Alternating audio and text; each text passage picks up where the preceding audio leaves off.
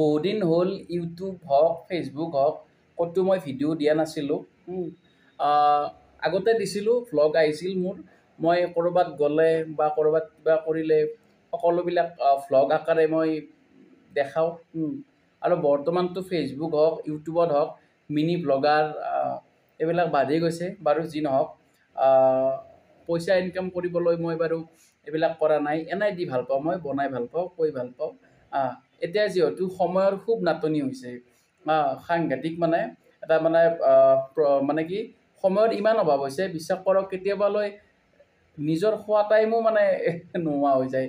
এনেকুৱা এটা মানে সময়ৰ অভাৱত হেৰি কৰিছোঁ, যাৰ ফলশ্ৰুতিত মানে ফেচবুক হওক ইউটিউবত হওক মই ভিডিঅ' দিব পৰা নাই।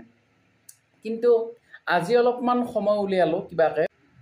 যোৱা দুদিনমান আগতে মই এখন দোকানত গৈছিলোঁ, আৰু সেই দোকানখনৰ যিটো মানে দোকানী, তেখেতে মানে মোৰ ভিডিঅ' আগতে চাইছিল। যিহেতু মই ভিডিঅ' দিয়া বন্ধ কৰি দিলোঁ, এতিয়া আৰু ভিডিঅ' যিহেতু পোৱা নাই, মোক সুধিছে তুমি আজিকালি ভিডিঅ' নবনোৱা নেকি?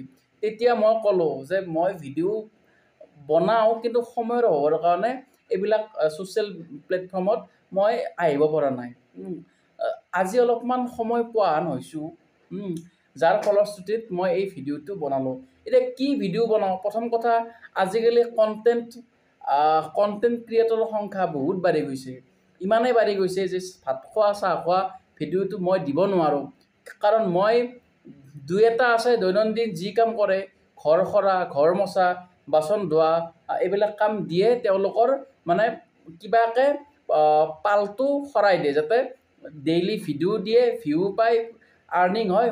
কিন্তু এইবিলাকৰ পৰা সমাজত একো মানে লাভ নহয়। তেওঁলোকে জাষ্ট পইচাৰ কাৰণে ভিডিঅ' বনাই আছে, যিয়ে মানে ডেইলি ভ্লগত তেওঁলোকৰ ৰুটিন দি থাকে। এতিয়া মোৰ ভিডিঅ'ত মই ডেইলি কি কৰিলোঁ, কি নকৰিলোঁ, ময়োতো বিশ্বাস কৰক মই কেতিয়াবা কাৰণে খাবই টাইম নাপাওঁ, ইমান সময়ৰ অভাৱ। কিন্তু মই সেই বুলি এইবিলাক ভিডিঅ' দি আপোনালোকৰ বহুমূলীয়া সময় নষ্ট নকৰোঁ।